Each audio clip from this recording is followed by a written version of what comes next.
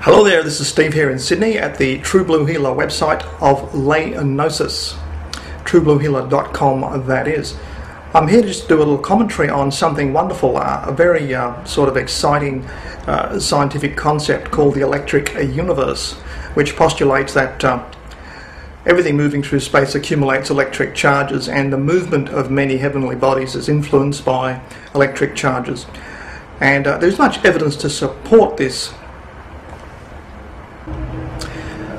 What's very appealing about this electric universe theory is that it's very iconoclastic. It knocks over Einstein, discredits him, as well as Newton. It takes a lot of, makes serious inroads into the Big Bang theory, in fact demolishes it. Relativity is just cast aside, and a lot of things get a lot simpler. That's the wonderful thing about this electric universe. For example, it explains why there's a little stub poking up in the middle of moon craters.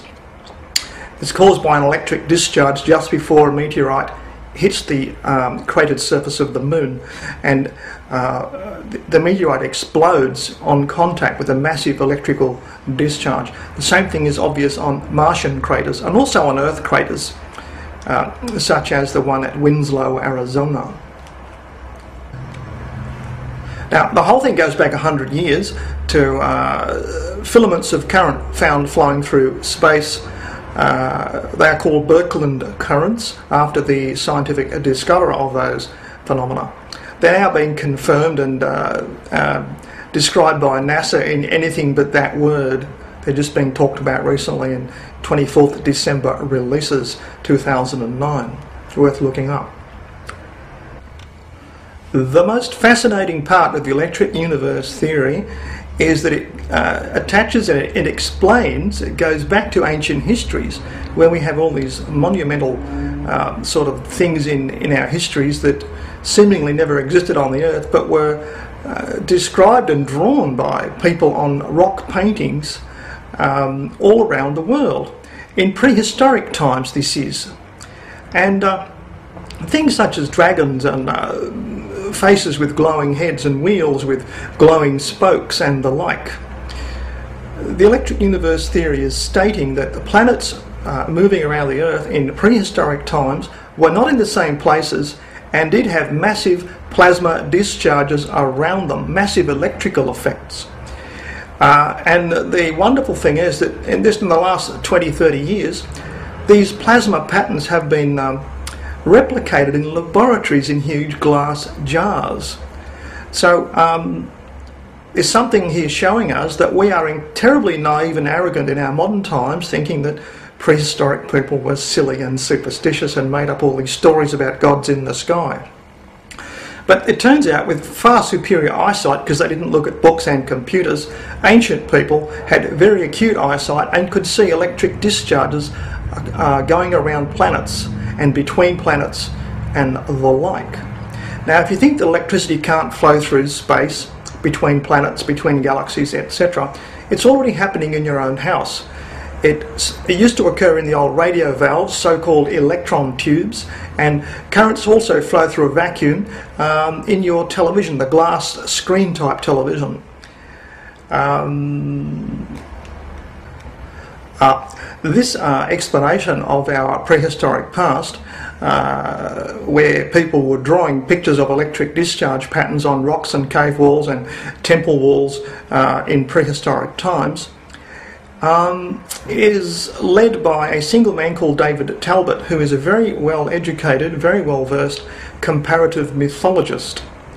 He's been working on this theory for some 33 years, and certainly has an impressive web page when he talks to people discussing various aspects of it. But he does point out that observed sky phenomena in ancient times have got nothing to do with his other expertise, which is the spark of that inner voice, the so-called divine spark in people that exists in every human. It's got nothing to do with sky phenomena.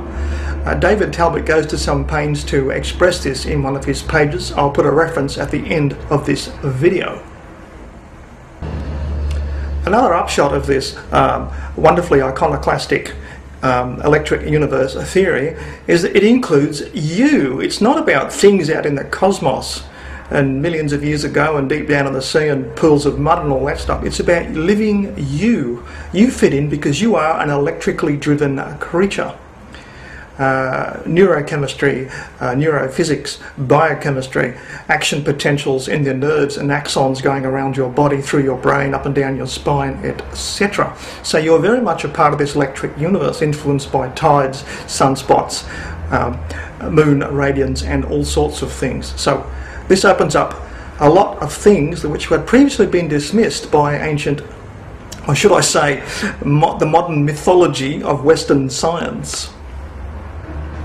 Now, I know all the people looking at the Electric Universe website, videos and reading the books and stuff, terribly exciting stuff. They're really into one thing, they're into truth seeking. And if you keep chasing truth, you tend to learn more and more about yourself. And there is a point where you can suddenly discover that you never really knew yourself at all. And fitting in precisely with the Electric Universe and allowing you to join in as a living part of the Electric Universe is something called Gnosis. A website now enables, truebluehealer.com, enables a biochemical triggering of a process to take place in your own physiology. You'll get some immediate feedback, physical feedback that is, in just 20 minutes. That's all it takes to trigger the onset of Gnosis. Within 7 days you'll get some vivid messaging dreams. Within 14 days you'll get some direct physical signals. These are all biochemical, electrical, neurophysical, measurable signals, measurable through the skin medically. Within 3 or 4 months you'll start to hear a mentoring type voice talking to you internally, cheering you on, living your life. This is called the state of Gnosis, and it's a half of you that's currently missing. By doing this, you'll realise that you're a lot more plugged into the Electric Universe than you ever thought. The problem with the old style of modern science is that you always tend to be told that you're not really part of everything else, it's always out there, and you don't really fit in there. Well, quite the opposite is actually true, and if you're a truth seeker, you'll be interested in learning a whole lot more about yourself. It is a wonderful, joyful sleigh ride through a magic forest to discover that you are a living, breathing part of this electric universe. So just 20 minutes, it's all free at the website truebluehealer.com. Steve here in Sydney, and I'll see you there.